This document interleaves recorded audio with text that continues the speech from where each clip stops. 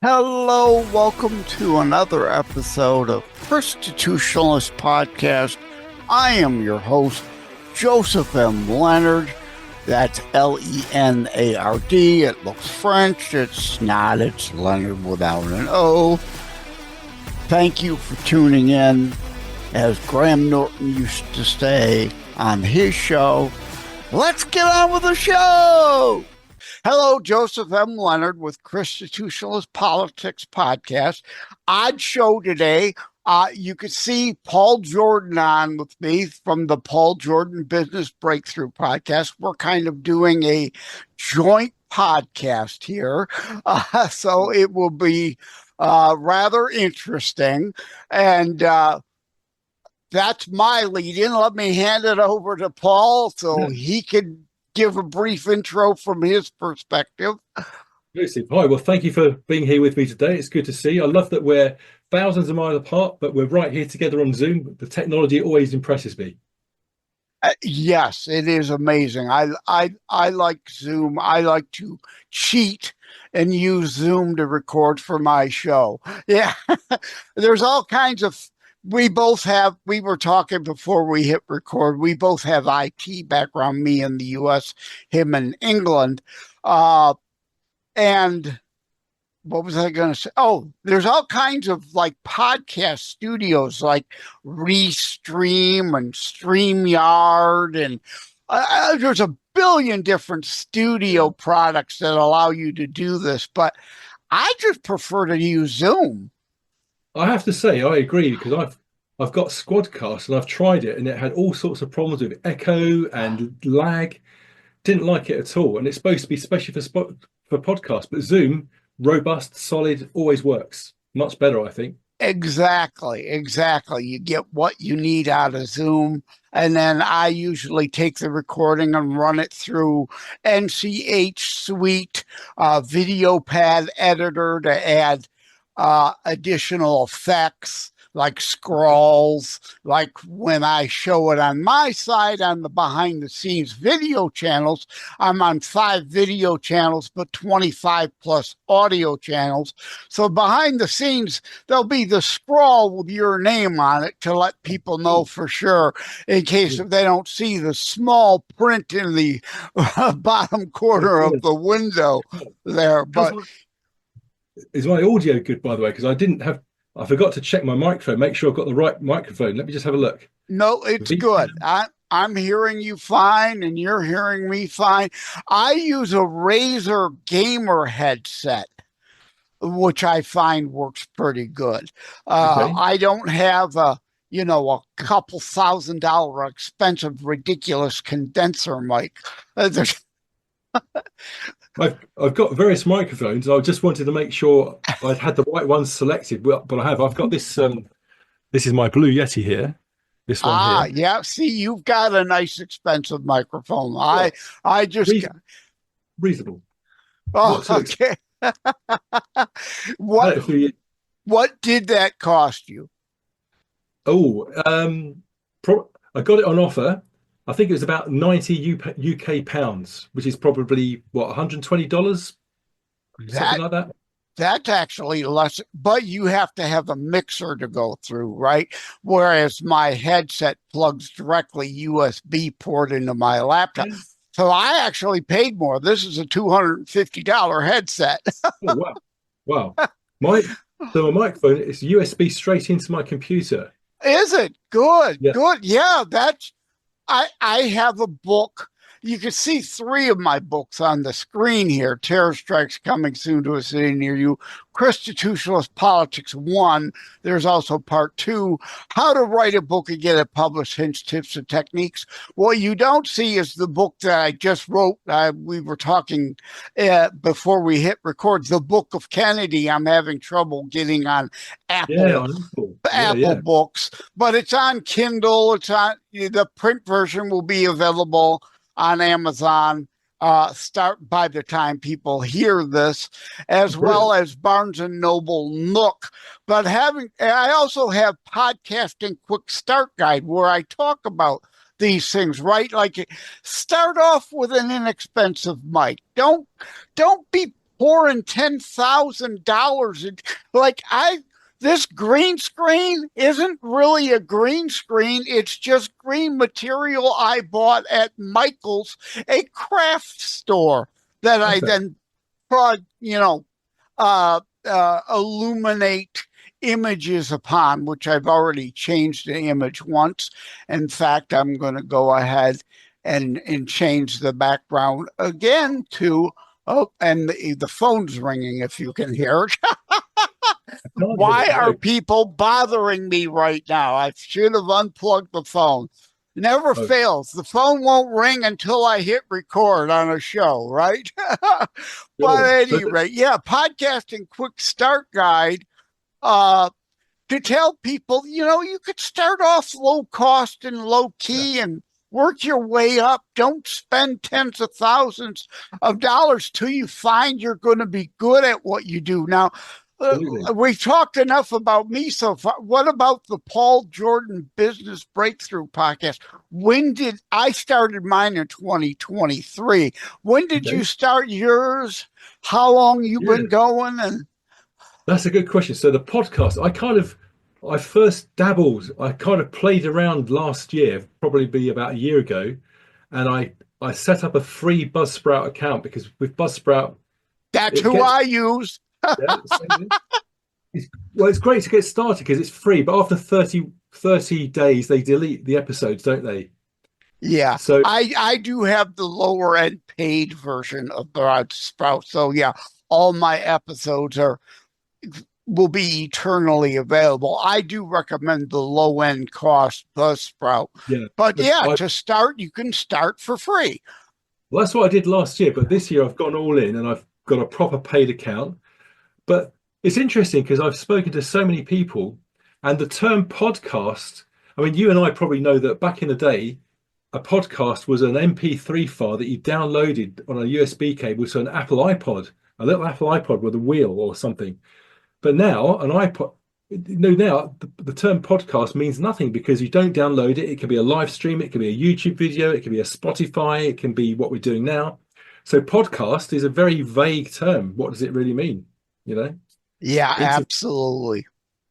And there used to be shock jocks. I invented the term shockcaster. I also co-host with Savage Unfiltered. That's who was reaching out to me trying to record at the same time. I told you 3:00 I could be with you. Not now. We're recording now. Cool. But I invented the term shockcaster, and my show is kind of a G. Constitutionalist Politics is a G-rated show, so I don't really use the term. But Savage Unfiltered, where we get rowdy and raucous and indeed, nasty at times even.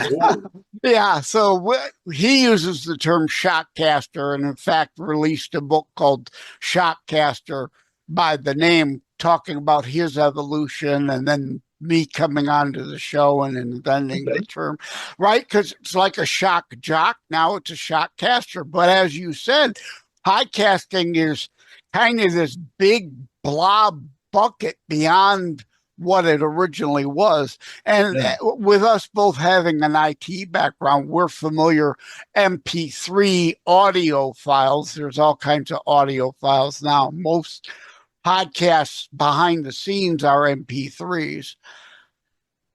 I think that's what Buzzsprout uses, isn't it?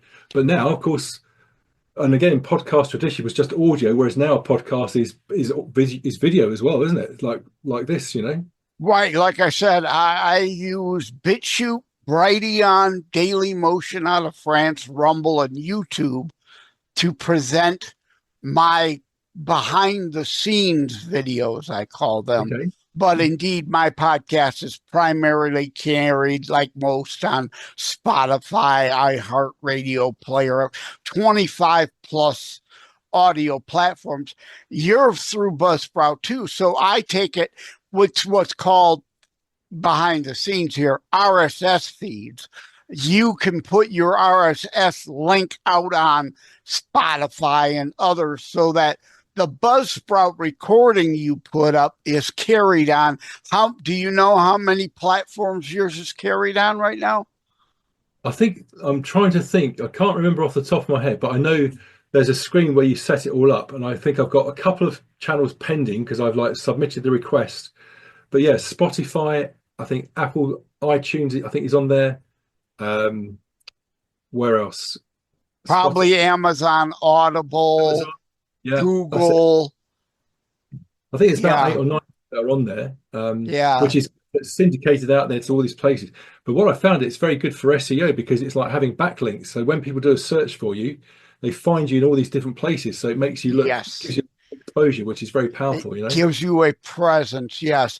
Like the big ones, it changes, of course. People uh get fickled and go different places. But the big ones are still Spotify, iHeartRadio, Player FM. There's a billion different all smaller like Podbean, Podcaster, Pod this, Pod that, Pod the other thing. Yeah, yeah, But yeah, why would we limit ourselves, right? We want to be on yeah, all of them, yes? absolutely. And if they can be published there automatically, so much the better. As long as we don't have to do it manually, because that would be very time consuming. Yes, that would be a real pain in the hindsight. Yes. But So go ahead. What were you going to say? I was going to say, and the old, the original style of podcast was great for driving, but the new style podcast with visual doesn't play well when you're driving the car because it's quite a distraction if you're trying to watch and drive. That's not so good, but you can still just turn the screen off and listen to the audio. Yeah, well, it's definitely why you want to be mostly like to be honest, Daily Motion in France, next to no viewers, next to none. My biggest video platform is BitChute, not YouTube or Rumble, but BitChute. But you want to be present a lot of places for Yeah, anyone to find you based on their preference, their choice. But yeah, you've still got to record for audio only. Like yes, I've got a couple shows. My two prominent shows are science related, of all things. I'm going to flip my background again to my show background. If I can get to it here real quick. I'm okay. Come on, cooperate. Where'd you go? All right, this will do. That's not the background I was looking for, but yeah, Constitutionalist podcast, right? Christian based and U.S. backed politics, the Constitution. But my two favorite or most listened and viewed shows are science shows. One okay, is Flat Earth Dave talking, is the Earth flat or a sphere?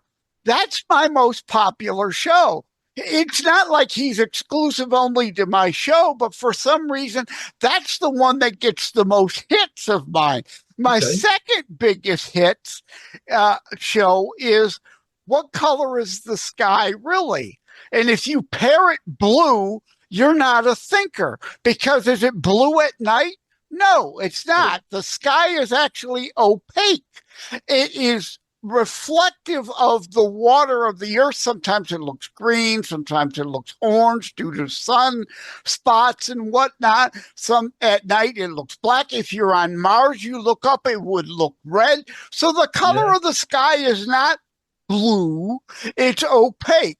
And yeah, we see things reflected. And I use that as an analogy and a metaphor to set up political questions of people who aren't thinkers, right? yeah. They're emotional hysterical snowflakes, as the term is nowadays, right? They don't Okay. think anything through. What color's the sky? Blue. No, you don't think. You accept crap people hand you and you parrot it. Yeah. Yeah.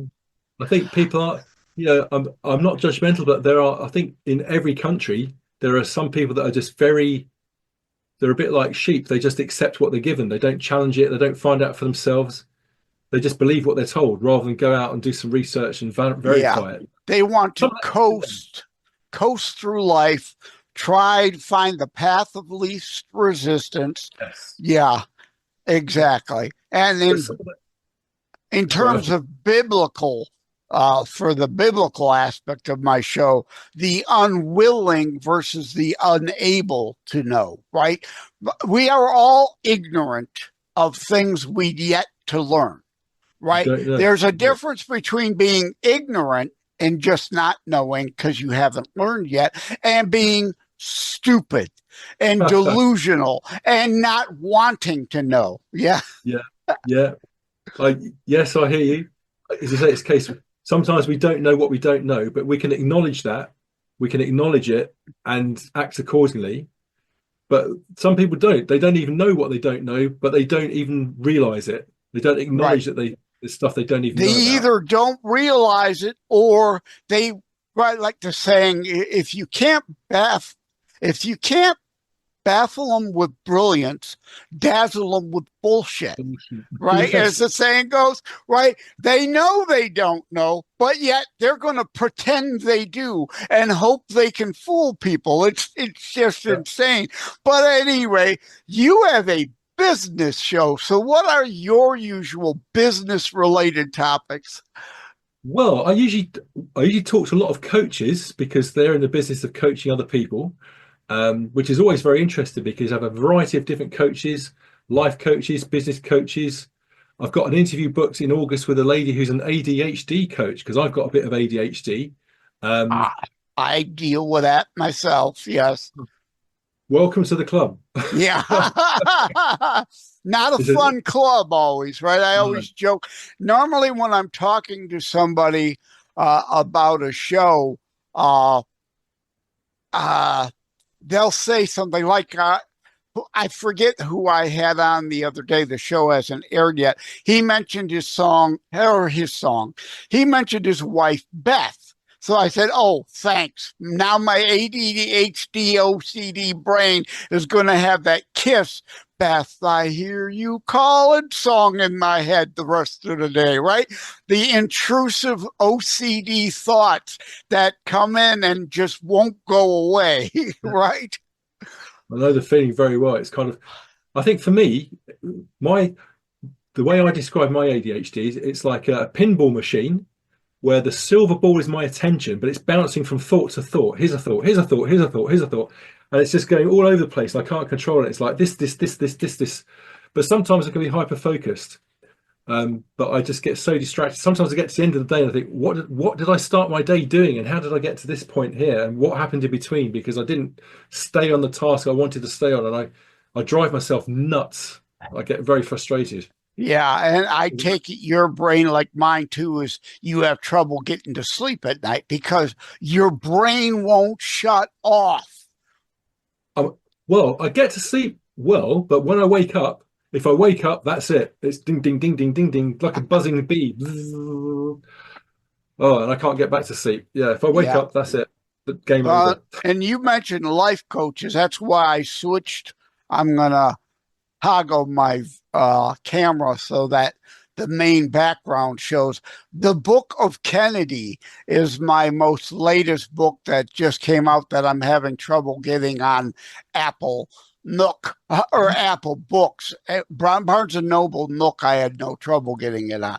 But yeah, the Book of Kennedy is a life book. Not a life coach book but life and living, and this imperfect world we're living in, and trying to be optimistic while there's so many what I call mass holes, the masses of asses who are miserable and want to try to make everybody else miserable, right? Trying to get through this life being positive while so many are trying to drag us down.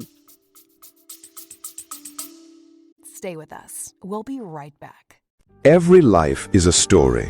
Some just end too soon. Ryan's life unfolds through words on paper, dreams of youth, love discovered, and the challenges of growing up. He found purpose in love, joy in family, and meaning in every small moment. But even the strongest hearts can break. And sometimes life takes unexpected turns. Through laughter and loss, Ryan leaves behind something greater than memories, a lasting legacy. A short story, A Lasting Legacy, by Joseph M. Leonard. A moving reflection on life, love, and the stories we leave behind. Available on Amazon in ebook, paperback, and hardcover editions. By Joseph M. Leonard.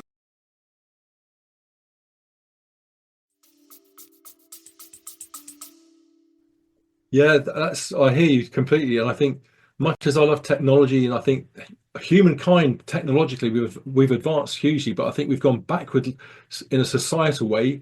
Generations. If you look back at the Aztecs and all the older generations, they had it much better because they were very communal, they're very sociable, they were very natural to live, they were very spiritual. Despite all that human sacrifice stuff, yeah. Wasn't so keen on that stuff, but they had some good things, didn't they? And they learned from the land. Nature would always cure things. They would always sort things out. There was no obesity, probably no depression. They just got on with life and enjoyed a simple life. Yeah, versus all the stuff we're trying to synthesize from nature rather than use the things, because there are so many people now, we can't use up all of everything from nature. Okay. But yeah, I mean, things like honey, the antibacterial properties in honey. If you can't afford the antibiotics, eat a lot of honey. It's got antibacterial and antiviral properties to it. Yes. And that's mold, right? The discovery of penicillin came from coughing on a petri dish, leaving it for a 2-week vacation, coming back and discovering the mold and determining the antibacterial properties of mold, hence penicillin. I'm allergic to penicillin, though. Thank God for other antibiotics. I can't take the penicillin stuff. But anyway, I got us off track again. Yours is a business show, and I was joking, like business and branding and entrepreneur before we hit record.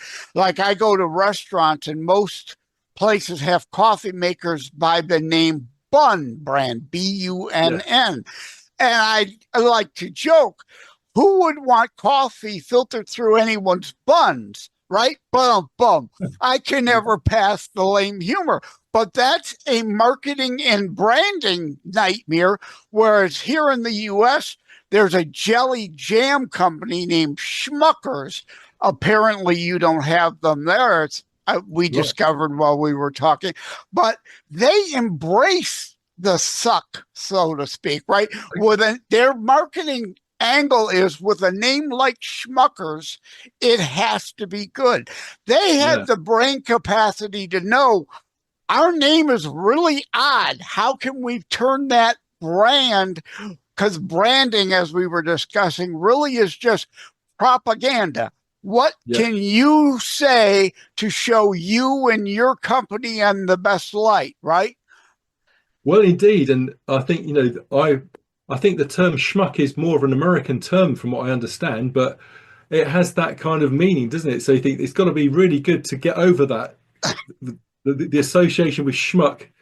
It's got to be really good to kind of overcome that hill, isn't it? I would have thought. Is it very old brand then? Has it been around for a long, long time? It's been around a long time. It's my preferred brand of grape jelly. So,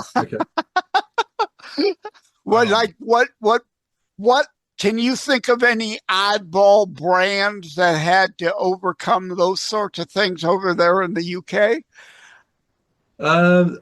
There probably are some, and I'm trying to think who they could be. Some unfortunate names.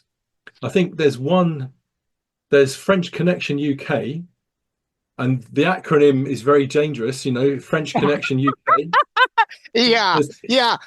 Absent a vowel, it becomes vulgar. Yeah. With the extra vowel, it can be for unlawful cardinal knowledge. Let's put it in right. Yeah. In terms of what was it? Van Halen had that album, right? Rather than spell the word, they used for unlawful cardinal knowledge. Well, you take the initials and you know what we're talking about there now. I've turned my own show. I'm going to have to put an explicit warning on this one. But I think they've capitalized on it though, because they did T-shirts. So it's like C UK, so it's kind of very borderline, but it's actually okay. So they've actually made a big thing out of it, rather than it being a dangerous thing. They've actually made a big thing of it. So Right. Take um, the lemons and make lemonade from them somehow. Yes. yeah, yeah. But there are. I'm trying to think of what other brands that have unfortunate names, because there are a few. None of them spring to mind right now. My brain is working on it, but I know there are some brands where you think, really, why would you call yourself that? Because it's just very inappropriate for that kind of product or for that kind of service. But Yeah. Like, conversation. yeah, Mrs. Grass's soup. Well, Grass. you sure wouldn't want to make soup out of grass. They No. they are an instant chicken noodle soup maker. They no longer exist. They were bought out by Mrs. Knoll or whatever. But yeah, Mrs. Grass's soup. Yeah, when I think grass, I think right hippies Well, smoking yeah. grass. You don't think soup, Cannabis but it soup. was a great soup. We loved it growing up. But was it all different flavors then, like chicken, vegetable, tomato? They had a few varieties, but their primary brand was chicken noodle. Yeah. Grass's chicken noodle soup. Yeah, that's an interesting one, isn't it? But yeah, but I suppose some businesses before when they start out, they don't give the name a lot of thought. They just run with it, and then as they've evolved, they suddenly realise that, oh, hang on, perhaps that name is not such a good name. But now we're kind of stuck with it. Yeah. And for things like search engines, some of the names work well and other names work badly. So it's branding and naming. Yeah, it's an interesting one, isn't it? Because some of the companies that have been around today have been around for like hundreds of years. And people like Heinz, Heinz have been around for a long time, talking about food. Very well-known brand. They've got a very distinctive label shape on the tin. And Kellogg's, Nestle. I recorded a show with Stuart Kellogg, who is a descendant of one of the brothers that originally founded Kellogg's and that cereal. But, he doesn't get any money from it because he's not a direct descendant from it. But so we were talking about, Kellogg's and Post, and indeed those names that have been around for such a long time. And now we've got the MAHA movement, Make America Healthy Again movement, right? A lot of companies make stuff more healthy in the UK, or especially for like in India and other nations. They don't allow all these food dyes and crud. Like Trump the other day was calling out Coke for all the high fructose corn syrup. And now they've agreed to start bottling more with regular cane sugar. Now, there's no really caloric benefit to the change, but there are downsides to high fructose corn syrup as opposed to a natural cane sugar. And it does taste better, and they're bottling it in Mexico with the cane sugar.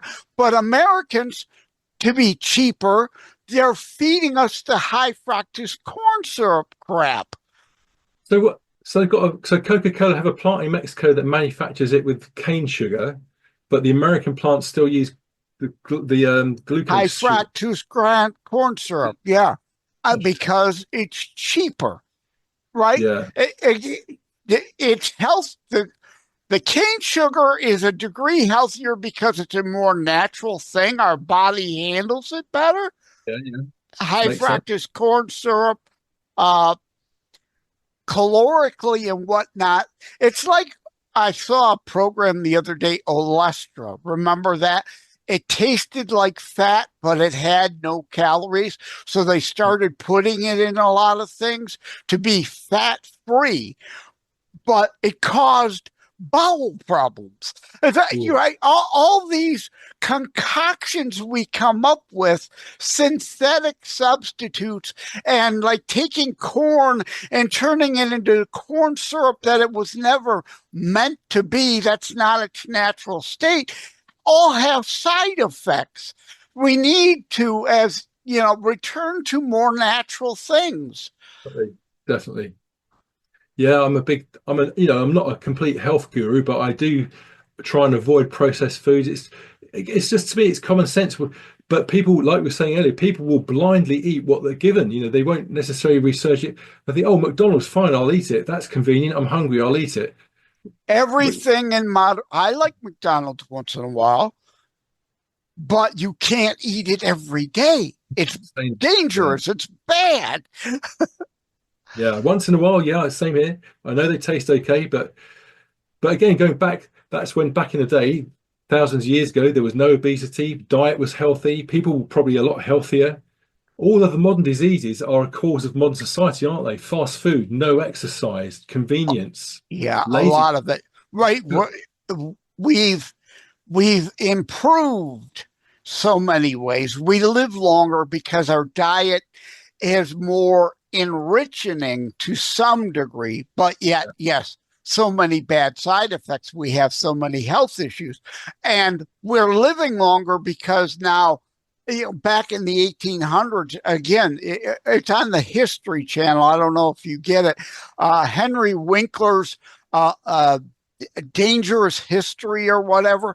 Yeah, the other day, the show I saw about the stuff they were putting radium in things, right? Right. The stuff that we find in chemical cleaners now, they were putting in foods in the late 1800s to make it look better, because trains and planes meant we could get food from the south to the north in a reasonable amount of time, but it still wasn't fresh as if grown locally. It was aged, it was decaying. So they put artificial stuff that was bad for us in it to make it look better, so we still eat it, but it was causing all kinds of stomach problems. But then, as we said, the advent of penicillin, miracle drug, aspirin, miracle drug, all kinds of miracle drugs of today, we're using to offset all the bad stuff we're taking in. So in the balance, we're living longer. It's ridiculous, isn't it? We're creating drugs to cure the problems that we've caused for ourselves in the first place. It's madness that we could prevent by eating the wrong stuff avoid eating the wrong stuff and eating the right stuff. Absolute madness. But it's interesting you talk about penicillin, because I've just finished reading a book, very interesting book called The Entangled Life by Merlin Sheldrake. And it's all about fungus and mushrooms, and it is so fascinating. And this guy's the values in that stuff, cancer in China, because China are very good with sort of like homeopathic medicine and so forth, and Japan. And he said how specific mushrooms are used for treating uterus cancer very successfully. And there are so many natural things that are now making their way into science. If you look at like aloe vera, that's now introduced. We know that it's good for your skin, it's good to swallow. Garlic is good for your blood. All that stuff that nature produces, science is gradually acknowledging and introducing and building into daily products. Yeah, I mentioned honey for the antibacterial and antiviral properties, 100% natural stuff. I didn't choose his hairdo for those viewing on video, the bald head. I had cancer in 2010, APL leukemia, blood cancer, right? What cured me? I can't think of it.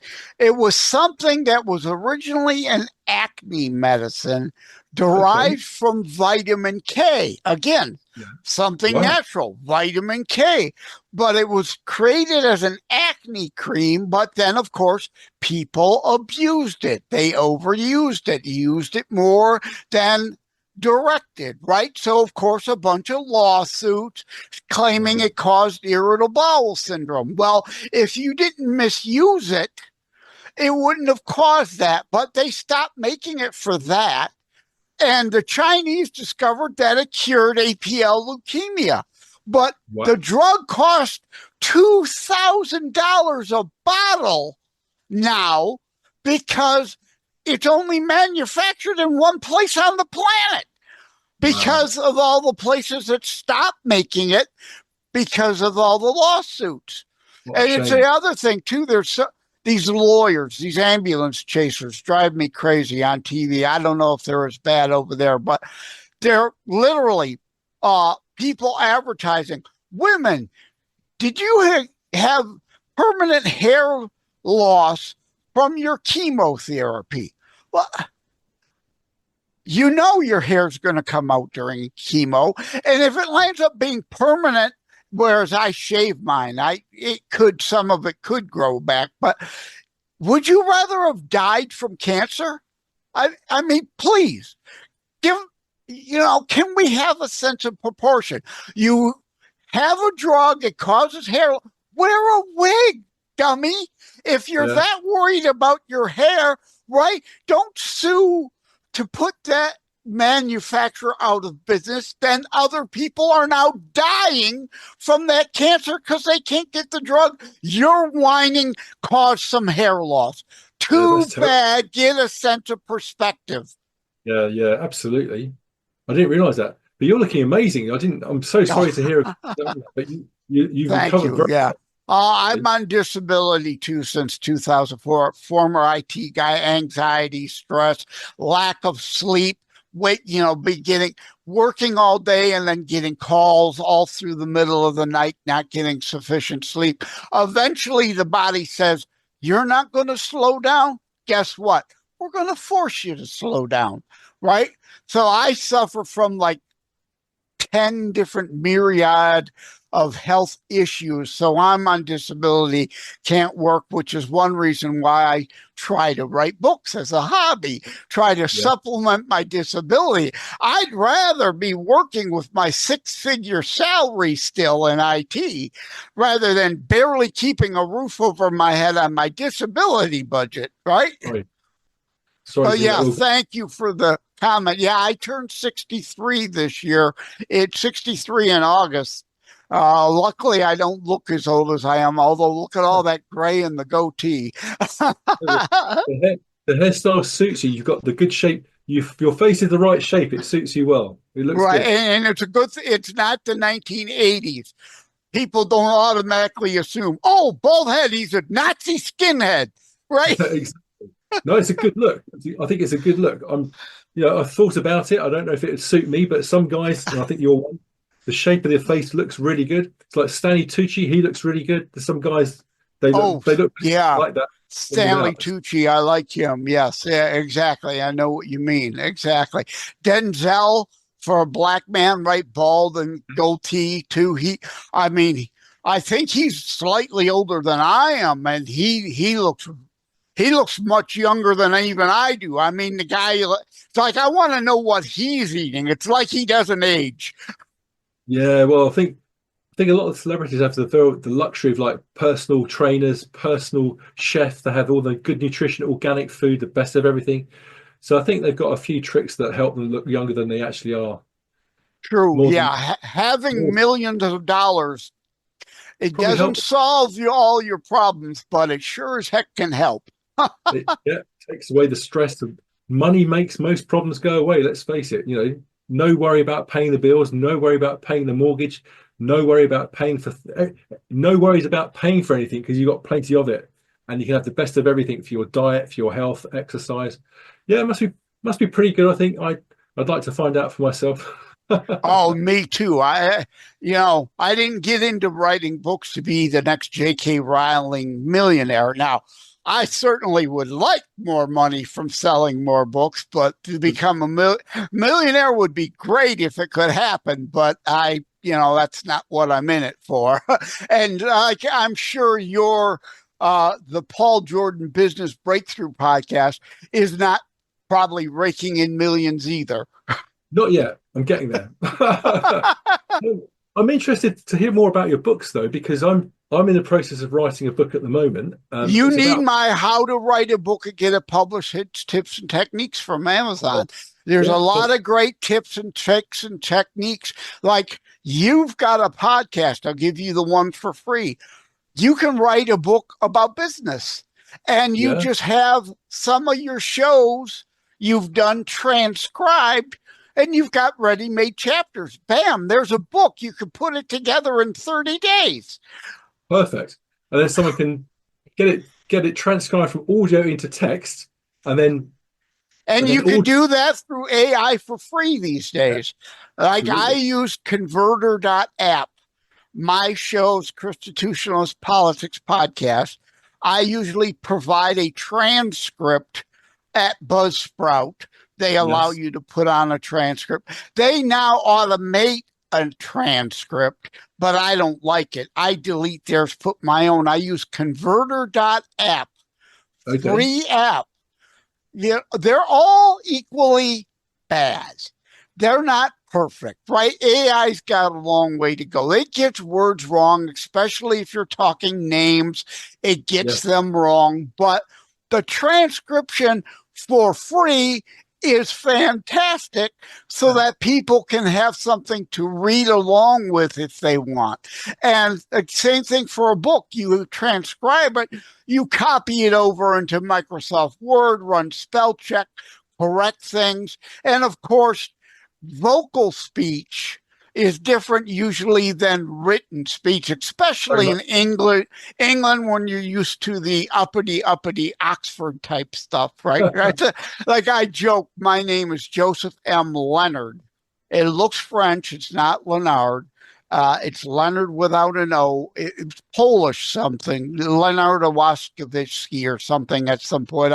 I've not looked that far enough back in the woodpile to find it, but Joseph M. Leonard, because there is a Joseph Leonard out of South Carolina, another state, who is also a Christian author. So I have to distinguish, between the two of us. I say he is not me, I am not him, and neither of us will be confused for Shakespeare. Very good. Now, it's interesting because you mentioned South Carolina there. I had the pleasure of working there many years ago. It was actually during the time of Katrina, because there's a place called Greenville. Yes. I was working in Greenville. I was there for about 2 weeks. It was beautiful, but Hurricane Katrina was kicking off, and everyone was just up the coast in Mississippi. Wonderful place. Loved it. Really enjoyed the work there. Good people. But that was 2006, 2007, round about then. Probably 2006, I think. Great place. But yeah, and also Greenville features in there's one of the American crime authors. I'm trying to think of his name. Oh my goodness, there's quite a few, aren't there? Crime authors in America, very famous ones. He did the what was it? I can't remember. It'll come to me. Let me think a bit more, and the name will come to me. But if I can't think of it now, I'll send you the message after. But he's written loads of books. Some of the books have been made into films in America, big films with Matthew McConaughey and so forth. But anyway, this particular book, it was quite funny because I was looking for a secondhand book to read when I was out there because I had a lot of time in the evenings to myself. And I just picked up this book in a bookshop, and as I started to read it, I couldn't believe it. I thought, wow, it's actually referencing Greenville where I'm staying. And it was just such a strange coincidence. It was meant to be, Very good. Yeah, that's kind of neat. Kind of me being from the Detroit area, like my Terror Strikes Coming Soon to a City Near You book is about Martin, a journalist who's writing a book about terrorism. So it's kind of a book in a book kind of a thing, storytelling. Tried and true storytelling mechanism, of course, been done for hundreds of years and whatnot. So, and he's from the Detroit area. So, yeah, I try to, it's like, I can't think. Tyler Perry was in a movie about a detective or something, and I forget the detective's names, but that writer also writes about Michigan and houses, couches his in Michigan. And I wish, if you look up Tyler Perry movies, there's one where he's a detective or a spy. Tyler Perry. I'll look at. Yeah, we're both having mental blocks here, right? It's part of the writer block process. I go into it in how to write a book and get it published, hints, tips, and techniques. Writer's block and podcaster block is always going to be a thing. Things never come to us when we want them to. Well, I think, because the brain, the subconscious works at its own pace, doesn't it? And we're having a conversation here. There's a lot going on. We're thinking about what we're talking about. I'm listening to what you're saying. So the there's probably not a lot of bandwidth in my brain to kind of go away and think about that author's name whilst I'm doing all that at the same time, you know. Exactly. So Detroit, that's a great.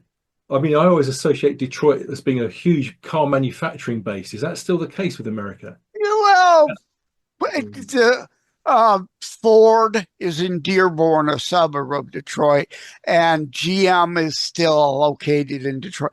Chrysler, of course, has gone through so many mergers. It's not really an American company anymore, but they do have a U.S. headquarters in Auburn Hills, a northern suburb of Detroit. So, yeah, Detroit is still the primary motor city manufacturer of the United States, but it's gotten desegregated quite a bit. You know, Honda and Hyundai and Toyota and Mitsubishi all now have major presences here, mainly in our southern states. So car manufacturing is way spread out from what it used to be. But yeah, we're still known as the Motor City. And unfortunately, parts of Detroit, downtown is great if you can afford to be there. It's expensive, right? But parts of Detroit look like Hiroshima after Fat Boy was dropped on it still. You know, Really? all the neighborhoods that are gutted and practically erased, we're not putting the money into reclaiming, you know, what they had. A lot of auto plants that shut down and moved, and the neighborhoods around them then dried up because all the jobs went away. Yeah. So Detroit, you know, like a lot of large cities, like probably London even, right? There's some great parts of London, and there's probably a lot of SHIT parts, right? No, You don't want to be going, and you'd still be afraid of Jack running into Jack the Ripper's ghost, right? Yeah, there are places like that.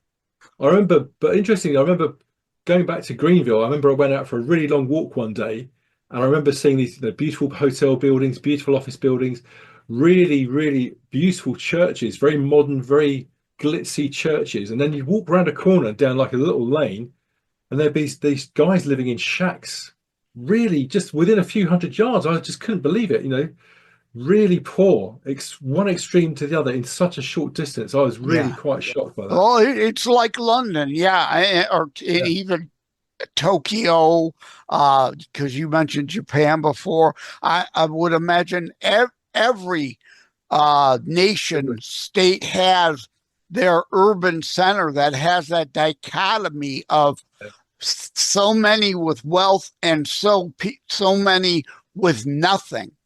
Yeah, it's a real shame. I mean, the human race, what have we done? You know, that should not be happening. We're sending people to the moon, we're making these smartphones, but that should not be happening. That should not be happening. Well, again, it goes back to this being a fallen world. It's not the world God would want it to be. No, definitely not. It's the shambles we humans have screwed it up to be. It's very sad, isn't it? When are we going to sort out, when is mankind going to, what will it take for mankind to be harmonious and sort itself out? I don't know. Yeah. Well, and then there's the other part. The Bible rightly states, I'm on disability, right? I, as a Christian, though, we are to want to be our brother's keeper, right? Take care of widows and orphans. But the Bible makes the distinction, and I agree wholeheartedly. There's a difference between those who are unwilling to bother to try to do for themselves and those who are unable. I have no obligation to someone unwilling and just demands things from me. They're alive, so I have to give them things. No.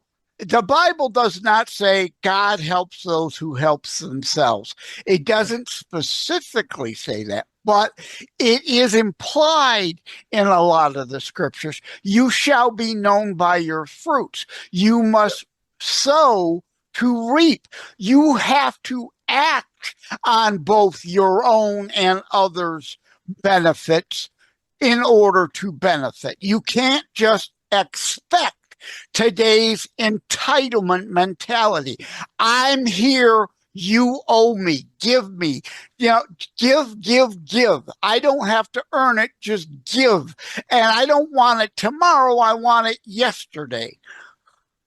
I think that's a lot.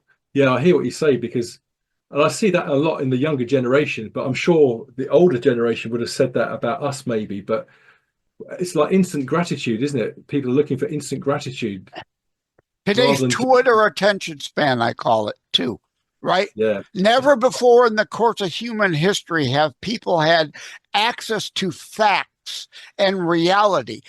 Conversely, never, and I quote this in my CTP2 book, quotations chapter, mainly from famous quotes from famous people, though there's a few Joe originals in there, I say, right? Conversely, never before in the course of human history have people had access to delusional nonsense to feed their emotional hysteric bubble.